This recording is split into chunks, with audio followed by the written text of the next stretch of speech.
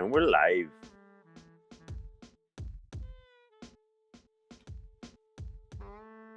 Oh no. Oh no, Brian, no. Yeah. It's a party in the USA.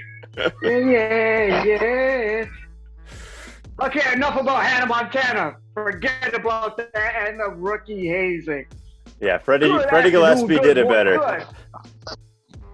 Good afternoon, good morning, good evening, ladies and gentlemen, wherever you are, whatever time it is for you right now. Just know that you are locked in on To The Point with Skip and the King. You guys know where to find us by now. You guys know where to find Simon. SimonBroder.com, on Amazon.ca. Go buy the book at Dougie J's. You know it's baseball season. I hope you guys get at him and give him hell. You guys know where to find myself at King Hussein on all social media platforms.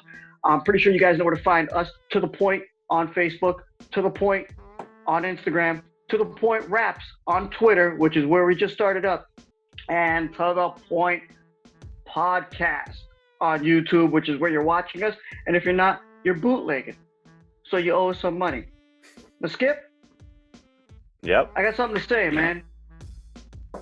Can we show that? It's been a good April for your Tampa Bay Toronto Raptors. Okay? They're only 7-4. They have a plus on their points. They have a plus on their blocks. They have a plus on their steals. They're out there. They might be lacking in some certain areas. Mainly threes from what overall, I'm looking at here. 35% on threes. That's not ideal. Yeah, it's a minus 3% opposed to the other teams. But I think that's okay. I think that shows a lot of hope.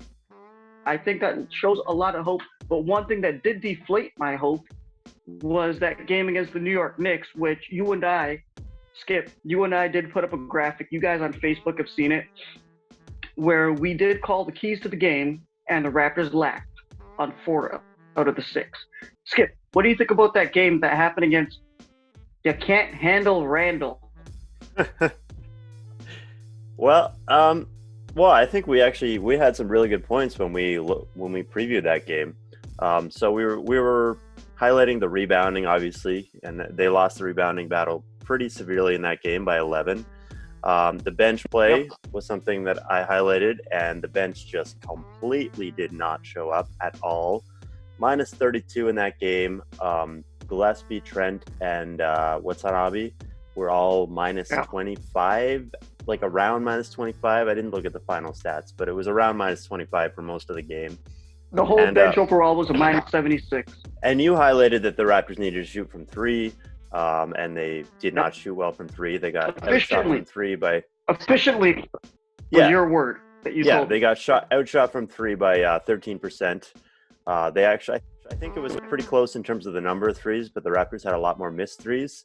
And then you were bringing up the... Raptors were a +1 on free throws made, but a +13 on free throw attempts, which was 7% shooting. Outside of the equality between them and the Knicks. That's why they were the minus 13. They could have done a lot better. Yeah, so it was a really rough game, and I was pretty disappointed. Like, I kind of went into this game, and I know the Knicks are on an 8-game win streak. I know they're better than they've ever been in recorded memory. They're kind of a young team that under Thibodeau is kind of finding themselves. But I really thought this was the game where the Raptors can go in and they can show we're back. Like, we are back. We had a terrible month of March, but the guys are healthy now. The cavalry's come. We're going to be that dangerous team that no one wants to play. We are going to be this, the team that they were a year ago, where they were defending champions and everyone was sort of scared of them.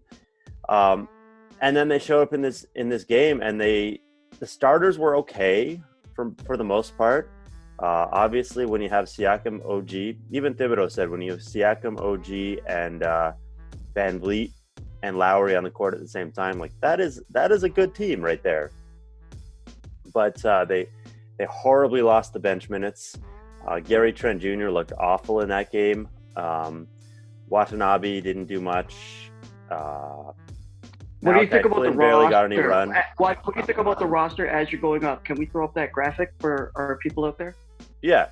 So, like, what I'm getting to is I think the Knicks game sort of exemplifies what the Raptors need to be that team going forward. They need to have a bench that steps up, a bench that shows that it can do what it was doing while all these guys were down.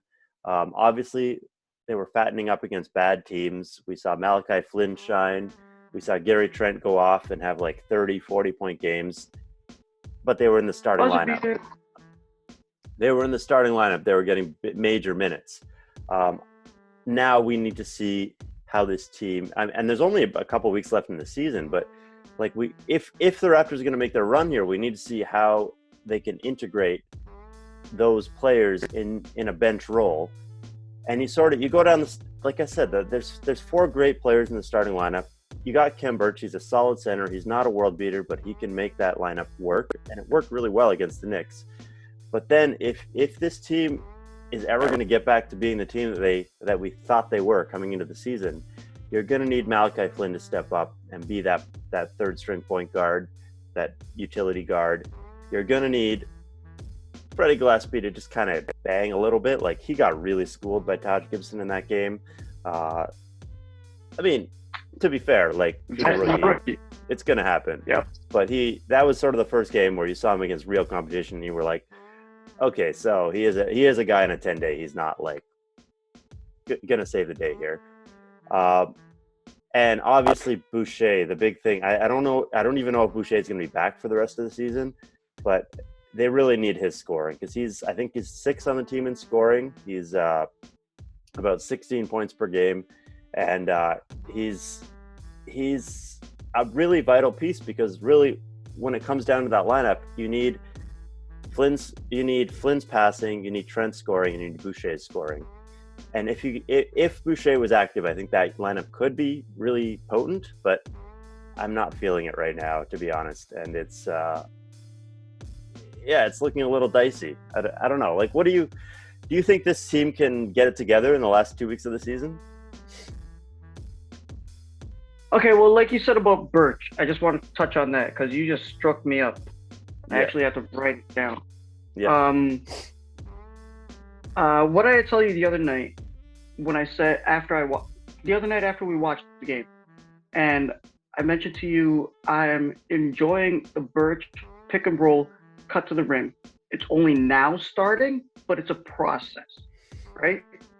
Yeah, it looked really good. I think we're going to see more of that because I'm very excited to see that. I just wanted to get that out of the way as you mentioned it.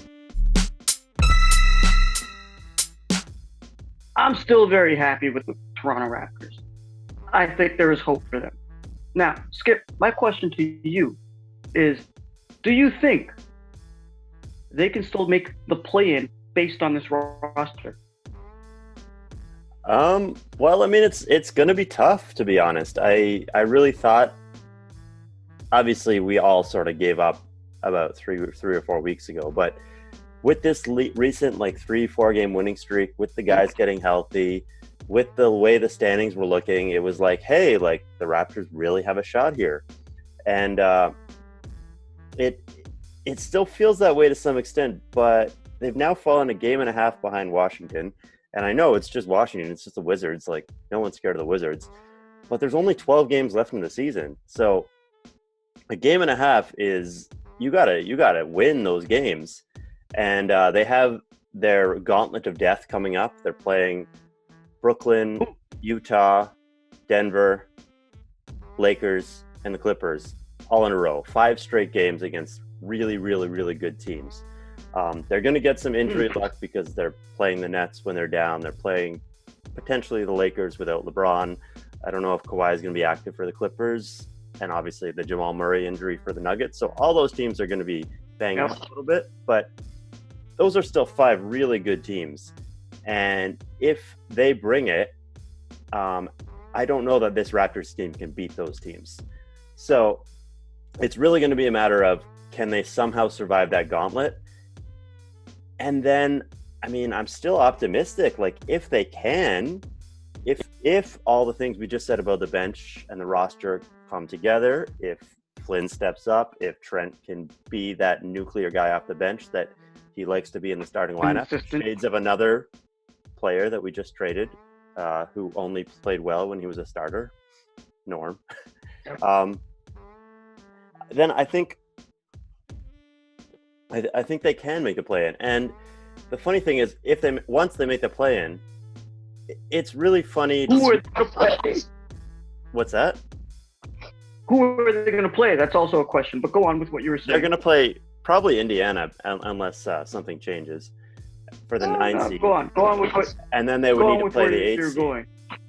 So it's obviously everyone kind of laughs at the play-in because it's ridiculous to think that a 10 seed could do any damage in the playoffs, because obviously 8 seeds always get wiped as it is, and the 10 seed now has to knock off a 9 seed and an 8 seed and then go up against a 1 seed.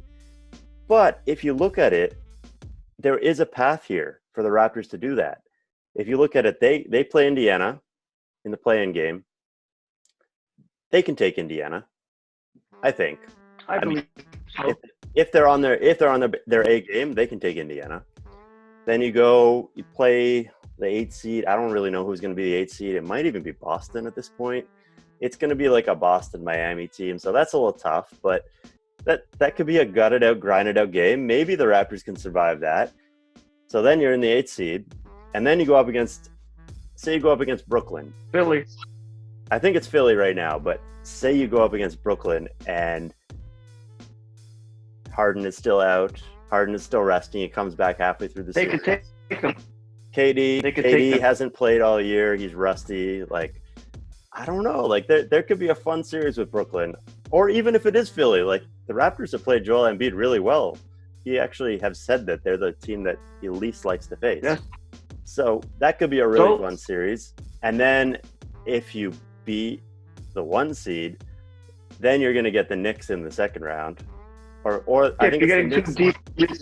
You're getting too deep into our playoff predictions. I'm just saying, like, in a couple weeks. So this is how crazy it is. It's a path. This is how crazy it is. Like, they have to run the table, but it could be doable. Like, I wouldn't bet. Possible. I wouldn't bet. Like, I'd bet like 1,000-to-1 odds. But, you know, compared to some other 10 seeds that have been around, I think the Raptors are more dangerous. They're probably not going to do it. But in the words of Kevin Garnett, anything is possible. Well, it's like, remember last year, there were some of the ESPN talking heads who were going on about, imagine if the Warriors get into the 8 seed. Imagine if Klay comes back. Imagine if they just nuke the 1 seed. And it was kind of a joke at the time, but that's kind of the Raptors this year. They're that lurking 8 seed that has a little bit of playoff experience and could cause some problems for somebody. I don't honestly think they would survive past the first round, but they could scare somebody. Okay. I could see that too. I think that's a good idea, man. I do believe in that as well. Seriously. Yeah. I really do believe in that as well. I think it's possible. I actually had this conversation with somebody last time. Exactly. So, more importantly, what we got to say, guys, is what you guys got to say. You guys let us know. We've seen your feedback. We've seen you guys get at us on Facebook. We notice all the comments. We see you guys. Go check out the video on youtube.com/tothepointpodcast. Click subscribe, click like, let us know what you think. We can cover it for you. We can take care of you guys because that's what we're here for. We're here for you guys. And these guys, I don't know, Skip, what's there? What? What are you rocking? Oh, there we go. Rocking? Yeah. What do you got on? There we go. Yeah, we're there for all of that for you guys. So you guys, we appreciate your support. We appreciate you guys engaging with us. On behalf of myself and Skip, good afternoon, good morning, good evening, good night, and peace.